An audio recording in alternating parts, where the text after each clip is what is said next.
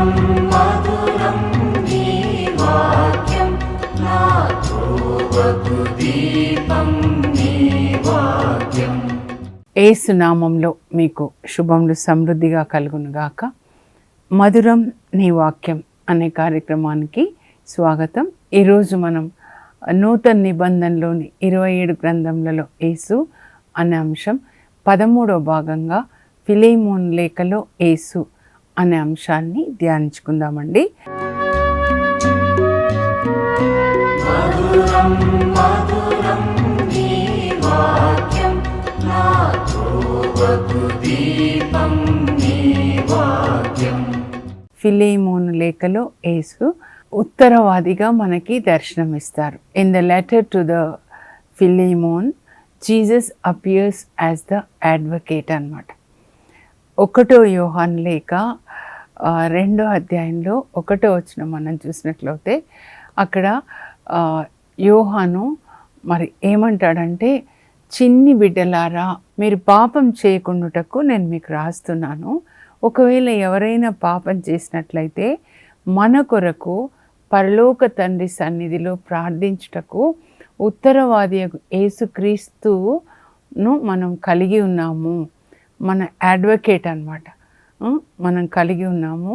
ఆ క్రీస్తే మన పాపములకు విమోచకుడు. మనకే కాదు అందరి పాపములకు విమోచకుడు అన్నమాట. ఈ లెటరు ఒక పర్సనల్ లెటర్ అండి. పౌలు ఒక వ్యక్తికి రాస్తున్నాడు. ఫిలేమోను అనే వ్యక్తి. ఎవరు ఈ ఫిలేమోను అంటే, కొలోసి సంఘము వాళ్ళ ఇంట్లోనే కూడుకుంటుందండి. కొలోసిలో ఆయన ఒక పెద్ద మనిషి, యోబులాగా ధర్మాత్ముడు, దైవభీతి కలిగిన వాడనమాట. చాలా పెద్ద ఇల్లు కూడా ఉంటుంది. పెద్ద ఇంటితో పాటు పెద్ద మనస్సు ఉంటుందన్నమాట. కనుక లిడియా ఫిలిప్పీలో తన ఇంటిని ఎలా సంఘ ఆరాధనకి ఇస్తుందో అలాగే ఫిలేమోన్ కూడా కొలొస్సీలో సంఘం ఆరాధించుకోవడానికి తన ఇంటిని ఇస్తాడనమాట. ఆ రోజులలో మరి హోమ్ చర్చెస్ అండి. చర్చి అంటూ ఇప్పట్లాగా మనకేమి ఆర్గనైజ్డ్గా ఉండేది కాదు. ఇండ్లలోనే అందరూ విశ్వాసులు కూడుకునేవాళ్ళు. అయితే ఎవరి ఇంట్లో అంటే ఈ ఫిలేమోన్ ఇంట్లో అన్నమాట. అయితే కొలోసి ఎక్కడుందో ఒకసారి నేను మీకు చూపిస్తానండి. మ్యాప్లో మీరు చూడండి. పౌలు 2వ సువార్త ప్రయాణం చూడండి. యాంటియోకియా, సిరియాలోని యాంటియోకియా వాళ్ళ హెడ్ క్వార్టర్స్ అండి. ఇక్కడి నుంచి బయలుదేరుతారనమాట. పౌలు, సిలాసు, లూకా, తిమోతిని ఇక్కడ లిస్త్రాలో వాళ్ళు పికప్ చేసుకుంటారు. గ్రీన్ కలర్లో ఉన్నదంతా కూడా 2వ సువార్త ప్రయాణం గ్రీస్ దేశాలకండి.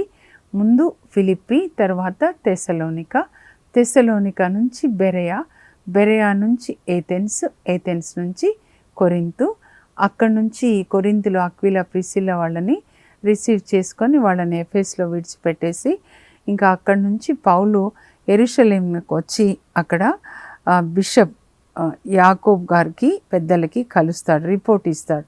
ప్రతిసారి పెద్దలకి రిపోర్ట్ ఇచ్చేసి తిరిగి మళ్ళీ ఆయన యాంటియోకియాకి వస్తారండి. చూశారు కదా.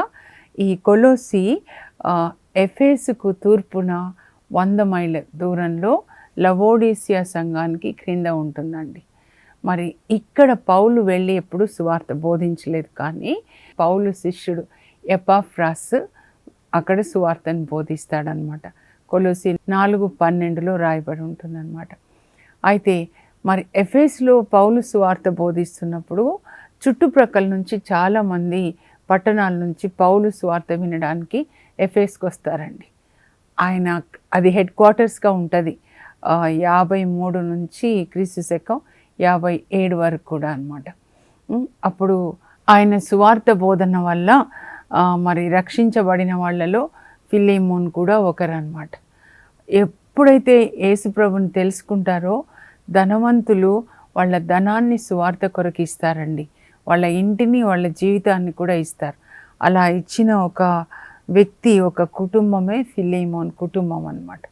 మరి క్రీస్తు శకం 61లో రోమ్ చెరసాల నుండి పౌలు ఈ కొలోసి సంఘ పెద్దకి ఒక లేఖ రాస్తున్నాడు. It's a personal letter.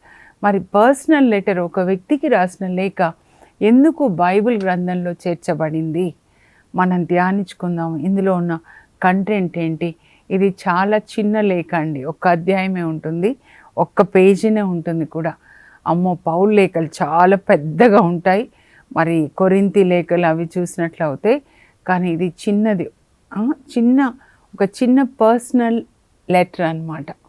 ఎందుకు రాస్తాడు, బ్యాక్గ్రౌండ్ మనం చూడాలండి. ప్రతి లేఖ కూడా బ్యాక్గ్రౌండ్ ఏంటి అని చూడాలి. ఎందుకు అనంటే కొలొస్సీ సంఘము వాళ్ళ ఇంట్లో కూడుకుంటుంది కదండి. ఫిలేమోన్ అనే ఒక పెద్ద మనిషి, దైవభీతి కలిగిన వ్యక్తి, యోబు లాంటి వ్యక్తి, అబ్రహాం లాంటి వ్యక్తి అన్నమాట. అయితే ఆయనకి బానిసలు ఉంటారండి. అందులో ఒక బానిస పేరు ఒనేసిమ్ అన్నమాట. ఆ బానిస ఏం చేస్తాడంటే ఈ ఫిలేమోన్ ఇంట్లో, యజమాని ఇంట్లో దొంగతనం చేసి పారిపోతాడనమాట. పారిపోయి దేవుని కృప చూడండి వాళ్ళ మీద కూడా. అందుకే యేసుప్రభు అంటారు, నేను తప్పిపోయిన దాన్ని వెదకి రక్షించడానికి వచ్చాను. ఎక్కడ కొలొస్సీ, ఎక్కడ రోము, 2060 మైళ్ళ దూరం ఉంటుందన్నమాట. అలా పారిపోయి పారిపోయి పారిపోయి రోమ్లో ఉన్నటువంటి పౌలు దగ్గరికి దేవుడు ఒనేసిమ్ని చేరుస్తాడండి. ఆయన కరుణ, ఆయన ప్రేమ ఎంత గొప్పదో మనము తెలుసుకోవాలి ఒనేసిమ్ని బట్టి అన్నమాట. అక్కడ పౌలుకి సేవ చేస్తూ ఉంటాడనమాట. He's a run away slave, పారిపోయిన ఒక బానిస ఒనేసిమ్. ఆయనను గురించే ఈ లేఖ అన్నమాట. అప్పుడు పౌలు దగ్గరికి చేరిన తర్వాత ఇంకా ఒనేసిమ్ అంతా చెప్తాడు, ఇలా నేను దొంగతనం చేసి ఇలా పారిపోయి వచ్చాను. అయితే పౌలు సువార్త విన్న తర్వాత ఒనేసిమ్కి మారు మనసు వస్తుందన్నమాట. అలా చేయకూడదు, 10 ఆజ్ఞల్లో ఉంటుంది కదా. యజమానులకి విధేయత కలిగి ఉండాలి. మనం ఎప్పుడు సత్యం పలకాలి, అబద్ధాలు చెప్పకూడదు, దొంగతనాలు చేయకూడదు. యేసు ప్రభు మన కొరకు సిలువలో రక్తం చిందారు, ఆయనకి సాక్షిగా ఉండాలి. అలా పౌలు సువార్త బోధన విని హృదయ పరివర్తన చెంది మారు మనసు పొంది యేసుక్రీస్తును సొంత రక్షకునిగా ఒనేసిమ్ స్వీకరించి పౌలుకి సేవ చేస్తూ దేవునికి ఆ విధంగా సేవ చేస్తాడనమాట, దైవజనులకి సేవ చేస్తూ. అప్పుడు పౌలు ఫిలేమోనుకు లేఖ రాస్తాడనమాట. ఏంటి అనంటే, ఇదో మరి నీ దగ్గర పనిచేస్తున్నటువంటి బానిసల్లో ఒకరైన ఒనేసిము ఇప్పుడు నా దగ్గరికి వచ్చేసాడు. అయితే ఇక్కడ మారు మనసు పొందాడు. ఆయన నాకు చాలా ఉపయోగకరంగా ఉన్నాడు. నాకు ఉంచుకోవాలని ఉంది నా దగ్గరే, కానీ అది ధర్మం కాదు కదా, నీ బానిస కదా, నీ దగ్గరికి పంపిస్తున్నాను. అయితే ఈసారి ఆయనని ఒక బానిసగా కాకుండా క్రీస్తునందు ప్రియతమ సహోదరునిగా ఆయనని స్వీకరించు, ఆయనని క్షమించు. నువ్వు నాకు ఎట్లా స్వాగతం ఇస్తావో నేను మీ ఇంటికి వస్తే అలాగే ఈయనకు కూడా అలాంటి స్వాగతం నువ్వు ఇవ్వాలి. ఒక బానిసగా చూడొద్దు. మనందరము దేవుని బిడ్డలు కనుక, క్రీస్తు జ్యేష్ఠపుత్రుడు దేవునికి కనుక మనందరం కూడా దేవుని బిడ్డలుగా మనము ఒక ప్రియతమ సహోదరునిలాగా, సోదరునిలాగా నువ్వు ఆయనని ట్రీట్ చెయ్యి. నేను ఆయనని నీ దగ్గర పంపిస్తున్నాను. ఆయన ఒకవేళ నీకేదైనా అప్పు ఉంటే, దొంగతనం చేసి పారిపోయాడు. సాధారణంగా దొంగతనం అంటే గొలుసులు అట్లా బంగారం దొంగతనం చేస్తుంటారు కదా.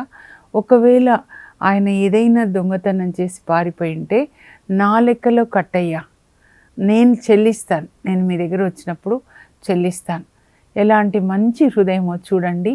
ఒక తప్పిపోయిన వ్యక్తి, ఒక మనిషి అంటే ఆత్మని రక్షించడానికి ఆయన దొంగతనం చేస్తే అది నా లెక్కలో కట్టు, నేను వచ్చినప్పుడు నేనంతా కూడా చెల్లిస్తాను అని చెప్పి చెప్తాడనమాట. ఇంకా ఇక్కడ శుభాకాంక్షలు కూడా చాలా బాగుంటుంది అన్నమాట. క్రీస్తునందు సహసేవకుడగు ఫిలేమోనునకు, అలాగే మన సహోదరియగు అప్పియకు, ఆయన భార్యకు, మన తోడి సైనికుడగు అర్కిప్పునకు, ఆ ఇంట్లో కూడుకుంటున్న సంఘమునకు శుభాకాంక్షలు. పౌలు లేఖలు ఎంత బాగుంటాయి. మన తండ్రి దేవుని నుంచి యేసుక్రీస్తు నుండి మీకు శాంతియు సమాధానమును కలుగునుగాక. ఇలాంటి దైవ సేకులండి కావాలి. యేసు ప్రభు నీ జ్ఞాపకం చేస్తాడు పౌలు కదా. మన కొరకు యేసు ప్రభు కూడా తండ్రి కుడి ప్రక్కన విజ్ఞాపన చేస్తూ ఉన్నారండి. 2000 సంవత్సరాల నుంచి హెబ్రీ పత్రిక 7 మనం చదివితే 17 నుంచి దేవుడు ఆయనతో అంటున్నాడు, you will be a priest forever in the order of Melchizedek. Melchizedek యాజక క్రమంన నీవు సదా యాజకుడై ఉంటావు. ఆయన మన ప్రధాన యాజకుడు. మన కొరకు తండ్రి కుడి ప్రక్కన విజ్ఞాపన చేస్తూ ఉన్నాడు, మన పాపములను క్షమించమని. నాన్న ఇదిగో నా కోసం ప్రార్థిస్తున్నాడు. నాన్న ఈ బిడ్డని క్షమించు, ఈ బిడ్డ పాపం చేసింత పాపము నా లెక్కలో కట్టు నాన్న, కట్టి ఈ బిడ్డకి క్రొత్త అభిషేకాన్ని దయచేయి. ఈరోజు వాక్యం చెప్పడానికి క్రొత్త అభిషేకాన్ని దయచేయి. నా రక్తం తీసుకొని ఈ బిడ్డని మన్నించు. అందువల్లే నేను రోజు ఇలా వాక్యం చెప్పగలుగుతున్నా అండి. ఎన్ని రోజులో తెలియదు, ఎప్పుడు అంతమవుతుందో తెలియదు, ఎప్పుడు పరలోకానికి పిలుస్తారో తెలియదు. ఆ లోపల ఏదో ప్రతిసారి 2017లో మరి ఆది కాండం నుంచి బైబిల్ గ్రంథాలు చెప్పడానికి ప్రారంభించినప్పుడు అప్పుడు కూడా దేవుణ్ణి అడిగేదాన్ని, ప్రభా చివరి వరకు చెప్పడానికి నా కృప దయచేయండి. ప్రకటన గ్రంథం చెప్పేటప్పుడు మరుసటి రోజు ఏం చెప్పాలి? దీనాత్ములు ధన్యులు అంటారు, దీనమైన మనస్సు. రేపేం చెప్పాలి? ఏ రోజుకు ఆ రోజు సహాయం చేసేవాళ్ళు. ఇప్పుడు కూడా అంతే.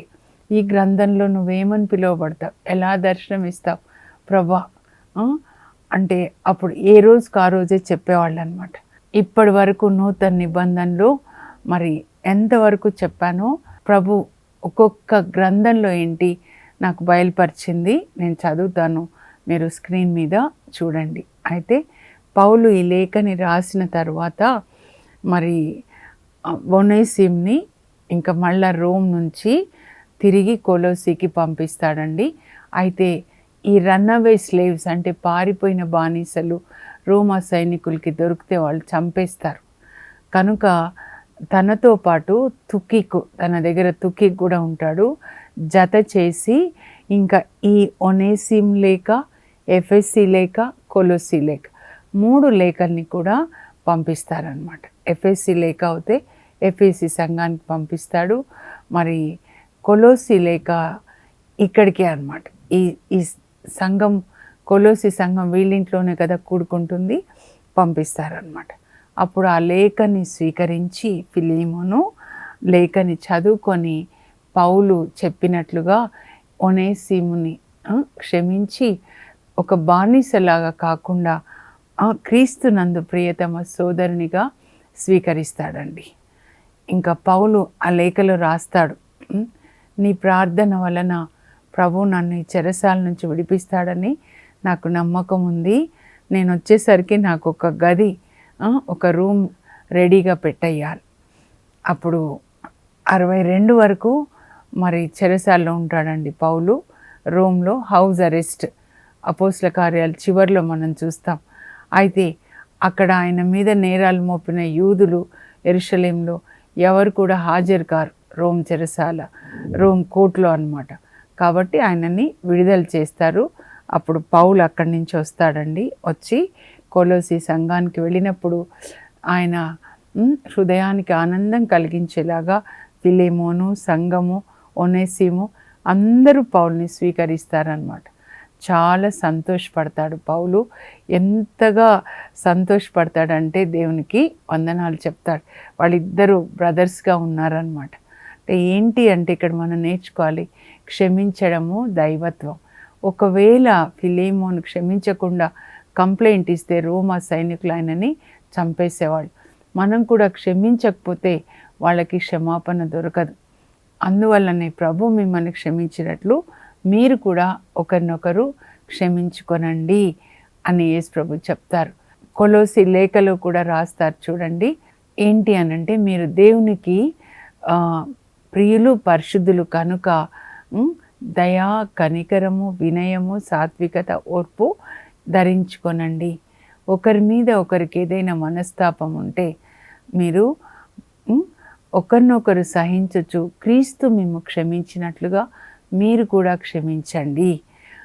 అన్నిటికంటే అధికముగా ప్రేమని కలిగి ఉండండి. క్రీస్తు ప్రసాదించడి శాంతి మీ హృదయాల్లో ఉండనివ్వండి. క్రీస్తు సందేశం మీ హృదయంలో సమృద్ధిగా ఉండాలి. కొలోసిలో చెప్తాడు చూడండి. సో పౌలుకి చాలా ఆనందంగా ఉంటుంది అన్నమాట. ఈ లేఖలో ముఖ్యాంశాలు నేను చదువుతా అండి, మీరు దయచేసి రాసుకోనండి. అప్పుడు మీరు ఇది చదివినప్పుడు మీకు అర్థమవుతుంది. నేను ఇంతగా ఎందుకు చెప్తున్నా అంటే, మీరు బైబిల్ గ్రంథం చదివినప్పుడు నేను చెప్పింది మీకు ఒక ఫౌండేషన్ లాగా, ఇంట్రడక్షన్ లాగా ఉంటుంది. ఫిలేమోన్ లేఖలో యేసు. ఫిలేమోన్ లేఖలో యేసు ఉత్తరవాదిగా దర్శనమిస్తారు. In the letter to Philemon Jesus appears as the advocate. ఈ లేఖలోని 3 భాగములు. కృతజ్ఞత ప్రార్థన. పౌలు ఫిలేమోనుకు కృతజ్ఞత తెలుపుతూ ఈ లేఖని ప్రారంభిస్తాడు. మరి ఆ ఇంట్లోనే సంఘం కూడుకుంటుంది కాబట్టి దానికి చాలా ఖర్చు కూడా అవుతుంది. అలాగే ఒనేసిమును గుర్చిన పౌలు మనవి, ఫిలేమోనునకు పౌలు వాగ్దానం. ఏదైనా అప్పు ఉంటే ఒనేసిమ్ది నా లెక్కలో కట్టుకో అంటాడనమాట. ఇందులో మారల్ ఏంటి అని అంటే, నీతి ఏంటి అంటే క్షమించడం దైవత్వం. To forgive is divine. Philemon's favorable response to Paul's plea is the fact that it was preserved in the Bible. ఈ లేఖలో పౌలు క్రీస్తుకు అన్వయం. ఈ లేఖలో పౌలు క్రీస్తునకు సాదృశ్యంగా ఉన్నాడు. యేసుప్రభు మన కొరకు ఎలా తండ్రిని మనవి చేస్తాడో అలా పౌలు ఒనేసిమ్ కొరకు ఫిలేమోనుకు మనవి చేస్తాడు. ఫిలేమోను తండ్రి దేవునికి సాదృశ్యంగా ఉన్నాడు. ఒనేసిము పాపులైన మనకు సాదృశ్యంగా ఉన్నాడు. ఈ 3 భాగాలు ఇంగ్లీష్లో కూడా చదువుతా అండి. 3 components of Philemon. Prayer of thanksgiving, petition of Paul for Onesimus, promise of Paul to Philemon. ముగించే ముందు నూతన నిబంధనలోని 27 గ్రంథములలో యేసు నేను మీకు చార్ట్ ద్వారా చెప్తా అండి. దయచేసి మీరందరూ రాసుకొని యేసు ప్రభు ఏంటి ఒక్కొక్క గ్రంథంలోని ధ్యానించి, అది యేసు యొక్క పరిచర్య మన కొరకు, ఆయన సేవ మన కొరకు అన్నమాట. నూతన నిబంధనలోని 27 గ్రంథములలో Yesu, Jesus in 27 books of the New Testament. Mattayi సువార్తలో యేసు వాగ్దానం చేయబడిన మెస్సయ్య, పాత నిబంధనలో వాగ్దానం చేయబడిన మెస్సయ్య, ద ప్రామిస్డ్ మెస్సయ్య. మార్కు సువార్తలో యేసు సేవక రూపం దాల్చిన దైవ కుమారుడు, the servant son of God. Luka సువార్తలో యేసు మనుష్య కుమారుడు, ద సన్ ఆఫ్ మ్యాన్. ఇవి కొటేషన్స్ అండి. యోహాను సువార్తలో యేసు మనుష్యోతారం ఎత్తిన దేవుని వాక్కు, the incarnate word of God. అపోస్తుల కార్యములలో యేసు సంఘ పునాది, సంఘం పుడుతుంది, సంఘ పునాది, the foundation of the church. Roma లేఖలో యేసు మన నీతి, హీఈస్ అవర్ జస్టిఫైయర్. తన రక్తం ద్వారా ఆయన మనల్ని నీతిమంతులుగా చేశాడు. 1 కొరింథీలో యేసు పరిశుద్ధపరచు దేవునిగా ఉన్నాడు, హీఈస్ అవర్ శాంక్టిఫైయర్. తన రక్తంతో, తన వాక్యంతో. 2 కొరింథీ లేఖలో యేసు మన విజయోత్సవముగా ఉన్నాడు, హీఈస్ అవర్ ట్రయంఫ్. మనకి అన్ని చోట్ల కూడా విజయాన్ని ప్రసాదించే దేవునిగా ఉన్నాడు యేసు ప్రభు. గలతీ లేఖలో యేసు మన విమోచకునిగా ఉన్నాడు, హీఈస్ ఆర్ డెలివరర్. 5 విమోచనలని మనం ధ్యానించుకున్నాం కదా. ఎఫెసీ లేఖలో యేసు సంఘంనకు శిరస్సుగా ఉన్నాడు, he's the head of the church. మనము ఆయన శరీరంలో భాగాలు. ఫిలిప్పీ లేఖలో యేసు మన జీవం, హీఈస్ ఆర్ లైఫ్. క్రీస్తు నాకు జీవము అంటాడు పౌలు 1:21 అన్నమాట. కొలస్సీ లేఖలో యేసు సమస్తమునకు ప్రథమునిగా ఉన్నాడు, he's the preeminent, the first and the foremost of the entire universe అన్నమాట. 1 తెస్సలోనికలో యేసు త్వరలో రాబో రాజుగా ఉన్నాడు, హీఈస్ ఆ సూన్ కమింగ్ కింగ్. రెండవ తెస్సలోనికాలో యేసు శాంతినొసగు దేవునిగా ఉన్నాడు. He's the lord of peace. రేపు ధ్యానించుకుందాం. 1 తిమోతిలో యేసు మనకి దేవునికి మధ్యవర్తిగా ఉన్నాడు. He's our mediator. ఇప్పుడు చాట్లో మీరు చూశారు కదా, ఇంకా ప్రార్థన చేసుకుందాం. పరలోకపు మా తండ్రి, మీ పరిశుద్ధ నామమునకు స్తోత్రం కలుగును గాక. పరలోక తండ్రి, ఎలా మరి పౌలు ఫిలేమోన్ను క్షమించమని అడిగాడు. మరి ఏదైనా రుణం ఉన్నట్లయితే, అప్పు ఉన్నట్లయితే నా లెక్కలో కట్టుకో అని ఎలా మనవి చేశాడు.